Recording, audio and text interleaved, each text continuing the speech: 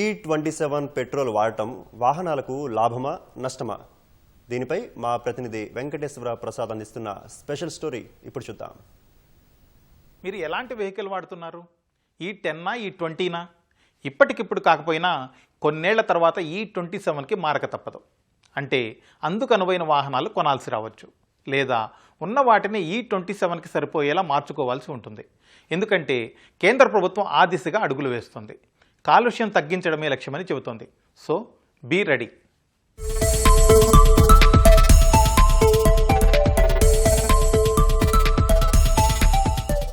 E27 petrol అంటే ethanol 27 petrol.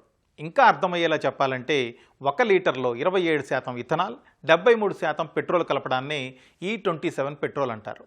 E27 పెట్రోల్ని వినియోగంలోకి తేవడానికి కేంద్ర ప్రభుత్వం ప్లాన్ చేస్తోంది. ఎప్పటి నుంచి అన్నది ఇంకా ఫిక్స్ కాలేదు, కానీ 2030ని టార్గెట్గా పెట్టుకున్నట్లు సమాచారం. E27 నిబంధనల తయారీ బాధ్యతను బ్యూరో ఆఫ్ ఇండియన్ స్టాండర్డ్స్ BISకి అప్పగించింది. దీనిపై త్వరలోనే సంప్రదింపులు మొదలయ్యే ఛాన్స్ ఉంది. E27 పెట్రోల్కు అనుగుణంగా ఇంజిన్లు మార్చడంపై పరిశోధన చేయాలని భారత వాహన పరీక్ష ధృవీకరణ సంస్థ ARAIని ఉపరితల రవాణా శాఖ కోరింది. సరే, కేంద్ర ప్రభుత్వం E27 దిశగా అడుగులు వేస్తోంది. మరి వాహనదారుల పరిస్థితి ఏంటి? ఇప్పటి వరకు మన దేశంలో E10, E20 పెట్రోల్ వినియోగంలో ఉన్నాయి. అంటే లీటర్లో 10% ఇథనాల్, 90% పెట్రోల్ కలపడం. ఇంకొకటి 20% ఇథనాల్, 80% పెట్రోల్ అన్నమాట. దేశంలో BS2, BS3, BS4, BS6 model వాహనాలు ఉన్నాయి. వీటిలో BS6 అందులోనూ ఫేజ్ 2 వాహనాలు మాత్రమే E20 వినియోగానికి అనువుగా తయారయ్యాయి. BS2, BS3, BS4 వెహికల్స్ E10కే అనుకూలం. ఇథనాల్ కలిపిన పెట్రోల్ వాడకానికి వాహనాలు వీలుగా ఉండాలంటే ఇంజిన్ తయారీలో నాణ్యమైన రబ్బర్, గాస్కెట్లు, పాలిమర్ ఉపయోగిస్తారు. కానీ ఇప్పుడు ఇండియాలో ఉన్న లక్షలాది వాహనాల్లో అలాంటి ఏర్పాట్లు లేవు. E20కే సిద్ధంగా లేనప్పుడు E27కి మారడం సాధ్యమా? ఇప్పుడు అదే అంశం ఆందోళనకు కారణమవుతోంది. E27 పెట్రోల్తో ఏంటి నష్టం అంటే, ఇంతకు ముందే చెప్పుకున్నట్లు దేశంలో వాహనాలు ఏవి E27కు అనుగుణంగా లేవు. అందువల్ల E27 పెట్రోల్ను వెహికల్లో పోస్తే ఇంజిన్ పాడయ్యే ప్రమాదం ఉంది. ఇథనాల్ అనేది హైగ్రోస్కోపిక్, అంటే గాలి నుంచి తేమను పీల్చుకుంటుంది. పెట్రోల్లో ఎక్కువ ఇథనాల్ ఉంటే అది ఎక్కువ తేమను పీల్చుకుంటుంది. దానివల్ల ఫ్యూయల్ ట్యాంకు తుప్పు పడుతుందని ఇంజనీరింగ్ నిపుణులు హెచ్చరిస్తున్నారు. ఇంధన సరఫరా వ్యవస్థకు కూడా అలాంటి పరిస్థితి వస్తుందని అంటున్నారు. దీనివల్ల రిపేర్లు పెరుగుతాయి, అది వాహనదారులకు భారంగా మారుతుంది. వాహనాల సామర్థ్యం, జీవితకాలం కూడా దెబ్బతింటాయి. ఇవే కాదు, ఇప్పటి వరకు ఉన్న వాహనాల్లో E27 పెట్రోల్ పోస్తే వాహనాల పనితీరు, మైలేజీ సమస్య కూడా ఏర్పడుతుంది. E27 పెట్రోల్ వాడితే నష్టాలేనా, లాభాలేమీ లేవా? ఈ విషయంలో కేంద్ర ప్రభుత్వ ప్రణాళిక ఏంటి?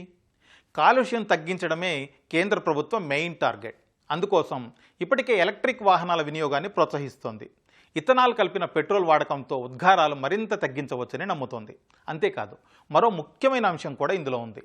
ప్రపంచంలో ఇంధనం ఎక్కువ వాడుతున్న దేశాల్లో భారతదేశంది 3వ స్థానం.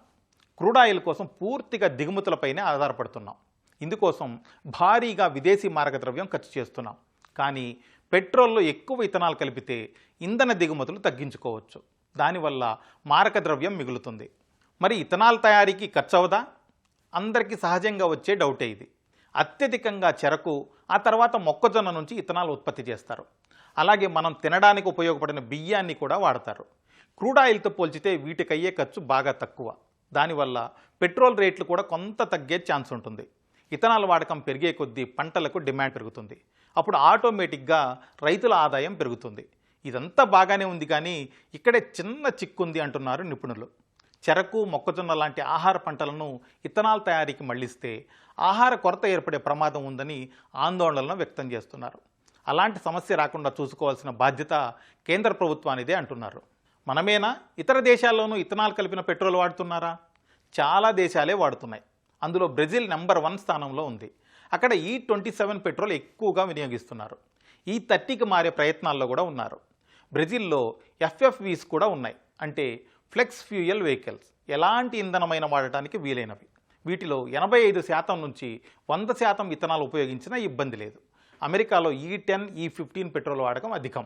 పరిమిత స్థాయిలో E85 వెహికల్స్ కూడా ఉన్నాయి. కొలంబియా, స్వీడన్లో E10 వాడుతున్నారు.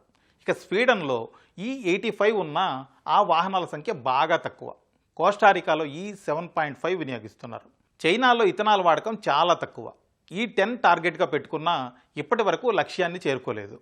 ఇంధనంలో ఇథనాల్ వాడకం పెంచాలన్న భారత ప్రభుత్వ లక్ష్యం మంచిదే అయినా ముందుగా అందుకు అనువైన వాహనాలు తయారు చేయించాలి. తొలుత ప్రభుత్వ వాహనాల్లో E27 పెట్రోల్ వినియోగం పెంచి ఆదర్శంగా నిలవాలి. ఆ తర్వాత నెమ్మదిగా ప్రజలను అటువైపు మళ్లించడం మేలన్నది నిపుణుల సూచన.